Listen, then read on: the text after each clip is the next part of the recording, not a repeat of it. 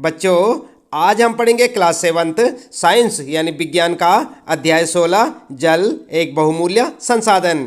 हम आपको बताएंगे बच्चों इस पाठ से संबंधित प्रश्नों के उत्तर अभ्यास प्रश्न उत्तर में। तो चलिए शुरू करते हैं। सबसे पहला प्रश्न है यहाँ पर आपका, निम्नलिखित वक्तव्य सत्य है अथवा असत्य आपको बताना है। और ये है बच्चों आपके कथन कह है, भौमजल विश्व भर की नदियों और झीलों में पाए जाने वाले जल से कहीं अधिक है। आपको बताना है सत्य है या असत्य। दूसरा है बच्चों ख, जल की कमी की समस्या का सामना केवल ग्रामीण क्षेत्रों के निवासी करते हैं। सत्य या असत्य आपको बताना है। फिर आपके लिए ग, नदियों का जल खेतों में सिंचाई का एकमात्र स्रोत है। सत्य है या असत्य बच्चों। और इसके बाद है अगला फिर घ, वर्षा जल का चरम स्रोत है। तो आपको बताना है सत्य या असत्य। चलिए उत्तर में देख लेते हैं। सबसे पहले आप देखेंगे क के लिए लिखेंगे आप सत्य, ठीक है। दूसरा है फिर ख, यहाँ पर लिखेंगे असत्य। फिर है ग आपके लिए और यहाँ पर लिखेंगे आप असत्य। और फिर है घ, इसको भी लिखेंगे सत्य। आई बात समझ में। सबसे पहले क के लिए सत्य, फिर ख के लिए असत्य, ग के लिए असत्य और घ के लिए सत्य। और आपके पहले प्रश्न का उत्तर हो जाएगा। इसके बाद बच्चों आइए देख लेते हैं दूसरा प्रश्न है यहाँ पर, समझाइए कि भौमजल की पुनः पूर्ति किस प्रकार होती है। तो जानते हैं आप बच्चों, आपने पाठ में पढ़ा होगा। चलिए उत्तर क्या लिखेंगे। उत्तर में लिखेंगे, नदियों तालाबों आदि जल स्रोतों का जल मृदा में से रिसकर भूमि के नीचे गहराई में रिक्त स्थानों पर भर जाता है। इसे अंतःस्पंदन कहते हैं। इसी प्रक्रम द्वारा भौमजल की पुनः पूर्ति होती है। आई बात समझ में। इस प्रकार से आप लिख सकते हैं बच्चों अपने दूसरे प्रश्न का उत्तर।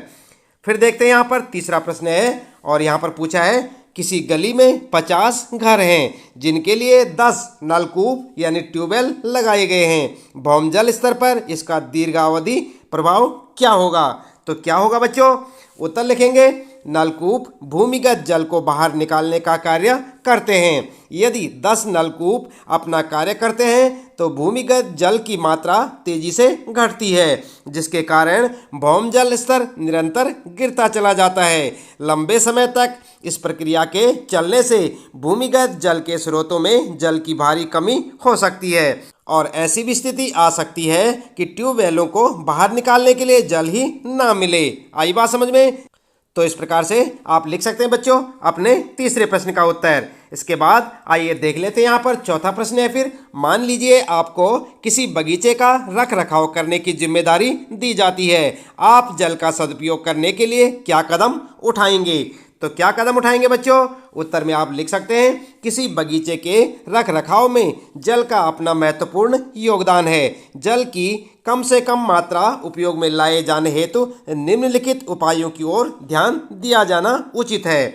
और क्या क्या उपाय कर सकते हैं बच्चों, पॉइंट बनाकर लिखेंगे। नंबर 1, बगीचे में ड्रिप सिंचाई प्रणाली को अपनाकर जल की बचत की जा सकती है, ठीक है। दूसरा पॉइंट लिखेंगे, जल के अभाव में बगीचे की सिंचाई फुब्बारा विधि से करना विवेकपूर्ण है। इसके बाद तीसरा पॉइंट लिखेंगे बच्चों, जल के पाइपों की लीकेज को रोककर जल की बचत की जा सकती है। और फिर चौथा लिखेंगे, वर्षा जल संग्रहण के लिए बगीचे में गड्ढे खोदे जा सकते हैं।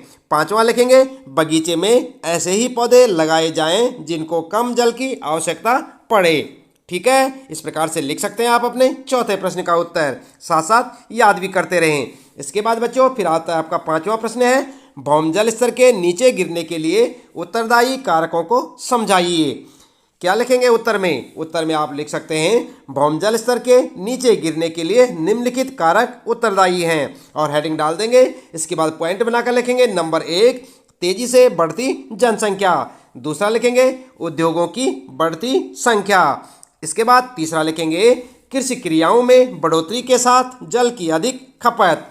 चौथा लिखेंगे, जल संरक्षण की तरफ ध्यान न देना। आई बात समझ में।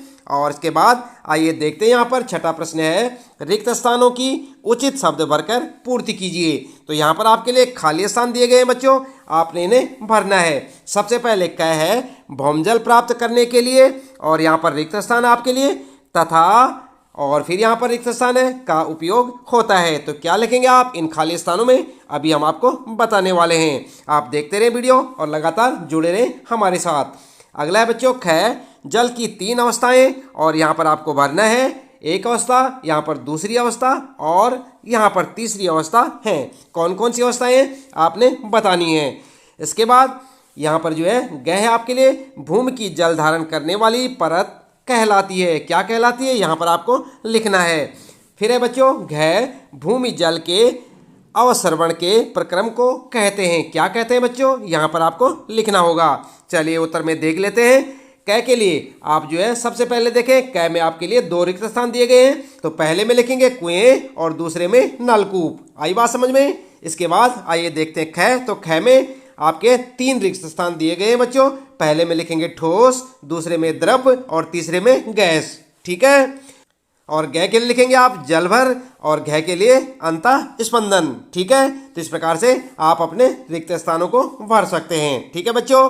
इसके बाद आइए देखते हैं यहाँ पर 7वां प्रश्न है आपका, निम्नलिखित में से कौन सा कारक जल की कमी के लिए उत्तरदायी नहीं है। यहाँ पर आपको वो कारण बताना है जो उत्तरदायी नहीं है।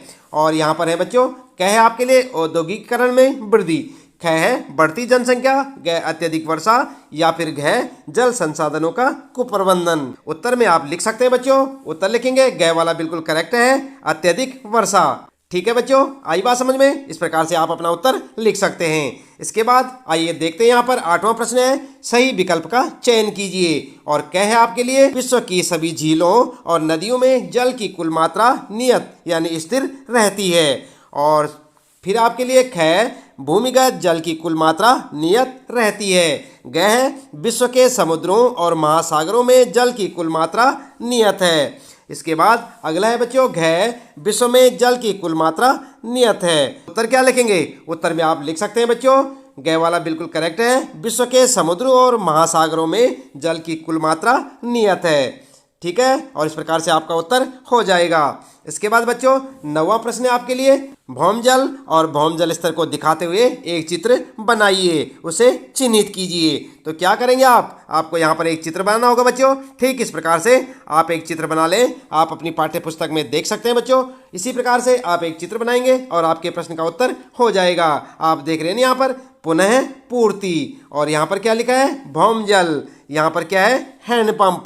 आई बात समझ में। और यहाँ पर है नदी और झील। ठीक है। तो इस प्रकार से आप अपना एक चित्र बना लें और आपके इस प्रश्न का उत्तर भी हो जाएगा।